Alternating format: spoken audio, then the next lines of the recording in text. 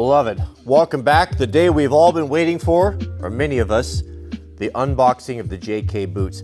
In today's video, I'm going to be covering why it is that the best boots in the world are built in the Pacific Northwest, the history of it.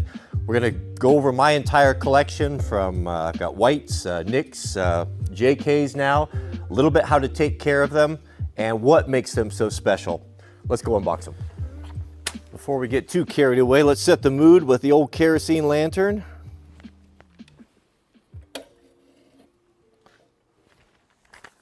Goodness, gentlemen, this is a rare treat indeed. So what is it about West Coast boots that make them so special? Now I know East Coast alt guy always chimes in with his Red Wings, but let's not get it twisted. They're not really to be compared. The West Coast boot industry, as I spit all over myself, came out of the logging camps. When the men moved west, there was a great need for a sturdy, rugged boot that was suitable for working in the mountains and the big timber country of Oregon, Washington, and the Northern California redwoods. And so logging companies actually hired cobblers and they made boots in-house because there was nothing available. Those small cobblers that worked in the logging camps turned into some of the major manufacturers that we have today. Westco and Danner and such, and we have Nicks and now JKs and a handful of others. Premium handmade boots in the West Coast tradition, the way they've always been made, and JK certainly is in the top tier with that. I've rolled out my collection of boots. Let's go over these real quickly. I'll show you kind of some of the characteristics of them, what makes them so special, and then we'll do the unboxing. I've laid out my personal boots that I wear right here. The very first pair that I ever bought was a pair of Westcos made in Scappoose, Oregon when I was about 18. Shelled out a week's wages to buy those, and it's always been important to me. My grandfather drilled it into me, the importance. He said, there's two things a man needs to spend his money on: your boots and your bed, because if you're not in one, you're in another. And I wore Westcos throughout my career in construction, and when I got into wildland firefighting, my very first paycheck that I received, I bought a pair of these right here. Probably the most iconic of all the fire boots out west is the white Smokejumper. And in my opinion, the most attractive and best looking. This is a beautiful boot with an incredible heritage. I was nostalgic for them, and I ended up buying a new pair. The boots that I wore in the last decade or so of my fire career are the Nicks Hotshots, which are also made up in the Spokane Valley, same as JK's, and a fabulous rough service, heavy duty fire boot. What makes a fire boot is a couple different things. There's no metal in a fire boot. You can't have metal because you're trotting on hot ground, and if you have a steel shank in there, that will heat up and just cook you. So no metal. Now there are small screws you'll see in there, screwed and stitched, and very high temperature glue. Also a special rubber compound that prevents it from melting. And you'll see that iconic high stacked heel. That high heel that was developed out of the logging camps so that you can descend. And if you've ever been on a steep mountain terrain with a boot like a flat-soled Red Wing, you will have a lot of trouble. So this heel came out of that industry. So that's why you see that. It's very, very important when you're going up and down on the steep hills. When you're going up, it changes the angle, makes it a little bit less steep. And when you're going down, that heel bites in and keeps you from falling. And so these here are the Nicks Hotshots. About ready for a resole, actually. Of course, the white Smokejumpers, you'll see a lot of similarities. This also is a rough service, heavy duty fire boot, Vibram sole. You'll see usually they'll have a designation, a white or a red, that will tell you that that is the fire sole. And then I have a set of Nicks here. Another set of Nicks. Now this is more of a lighter duty. They call this the urban logger. This is a boot for someone that wants to have the capabilities of a heavy duty logging boot, but you don't need to pack around all that extra weight, because these can be murder to wear and to break in if you're just doing day-to-day work. They're just not necessary. And so they came up with a smaller, I think that's a 6-inch rather than the 10 or a 4, maybe it's a 4-inch, which has all of that heritage, but more of something that the common guy would wear that's not getting into the fire season, in that beautiful brown leather. And this is probably the boot that I wear the most. Between this one and then this is the Nicks. Oh, this is a beautiful shoe right here. This is the, I forget, I'll try to remember to put the names in this, but this one is made out of shell Cordovan. I had to write that down because I always forget it. This is the finest leather in the world. And if you know anything about leathers, you'll know that this is in high demand, and it's very, very expensive. It can be many, many times more expensive than veg tan leather because it comes off of the hind leg of a horse. It has a tremendous luster. It has a great, it doesn't stretch very much, and it has a real good resistance to water because of the tightness of it. And it's very desirable and very expensive. Only the finest leather and the finest boots will be made from this. And my friends over at Nick's made a pair of these for me, and these are a beautiful shoe. This boots came at a perfect time because I was just getting ready to do all my cleanup and polishing. But let's just, enough of that. Let's jump into it. Let's unbox them. This will be my very first pair of JKs and see how they stack up to what I'm used to. For this special occasion, I thought I would break out a special knife. Any of you who have ordered Pacific Northwest handmade boots will appreciate what an experience this is. Another good West Coast knife, straight from North Carolina, the Spartan Heresy. Isn't that beautiful? Look at that. Titanium scales with the Douglas fir tree. Man, a knife after my own heart. You want a rough service knife, this will be your Huckleberry. Oh goodness, I'm just, I can't hardly stand it. I'm getting so excited here. All right, here's how they come. We've got a paperwork. Of course, we've got our care and feeding from our friends over at JK. I did a factory tour. If you guys would like to go see that, a really great family, an amazing boot company. We've got some neoprene insoles, our laces, as well as our, I always forget what these are called, our, goodness. These protect. Oh, it'll come to me, I'll remember, and a sticker. I have not seen these. I waited for you guys.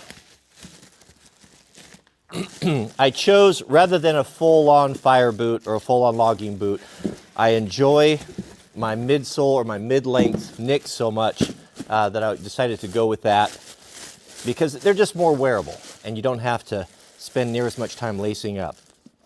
Oh my goodness. Let us just take this in for a moment.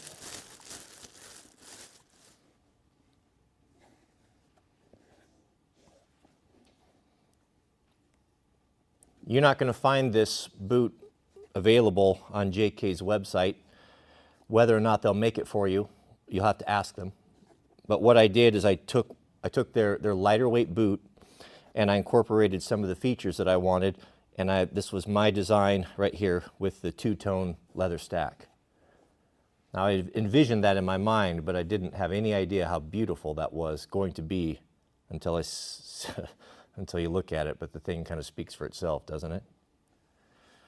I had them also take the Wildland Firefighting sole, the fire sole, and put it on here for me. They don't typically do that because as a wildland firefighter, I like that heritage. And if I were wearing these and we had a fire kick up, I wouldn't be disadvantaged. Look at that Vibram sole. You'll see that the leather, boy, this is absolutely a gorgeous boot. The leather is rough side out. Now you can choose rough side out or smooth. What we found in the field was that the rough side out is far more abrasion resistant. The little furriness or the hairs on it keep it from getting cut, where the smooth side is much more prone to getting abrasions. This is the false tongue. Thank you very much. The false tongue goes in there, and what that does is that protects this tongue here, which is made out of a very soft material, so because that's up against your shin. And those laces can be very hard on your skin, and the false tongue protects the boot as well as protects your shin. The attention to detail, those little things add up for magnificence. Now, you're not going to go wrong with any of these boots. I'm not going to be a homer and say, oh, if you already have a pair of whites that you should get rid of them and get JKs. I'm not going to say that. All I'm going to tell you is what I know from what I've heard. And what I've heard from wildland firefighters that are very accustomed to nicks, to whites, and when JKs came on the scene was one thing that really stood out was everyone said that they break in easier. that they're more comfortable, that they're easier, that they're lighter, they're just easier to live with and easier to deal with. And when I went and spent the day with them in the factory, and I went every single step of the boot and saw how it was made, and the attention to detail, the details, the details, the details, is really what makes a big difference. West Coast boots need to be laced up a particular way. This is a nice touch. This is a care and feeding guide, and this is hard-fought information that's been very painfully acquired by wildland firefighters on how to lace and to deal with particular problems of pressure that you can experience. Introduction from the family, and this is very nice to have. I've not seen this with the other boots, is the instructions. How to oil, where to oil. You know, you're making a huge investment, and having this is very, very, very handy. So leather laces, I always prefer leather laces over synthetic. They seem to hold better, they seem to come untied less, and well, nothing looks better than a beautiful leather lace.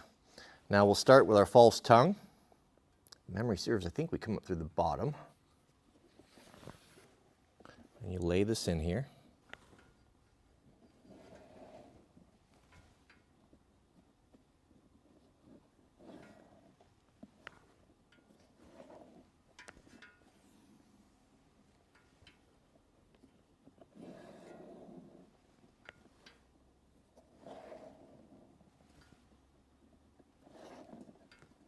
Dress your laces.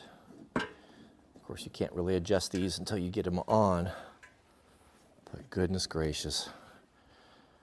I wasn't sure how this would turn out and look. You know, I had it in my mind, but I've got to say that that is about one of the most handsome boots and unique boots I have ever seen. I am convinced that Smart Wool makes the best socks. Oh.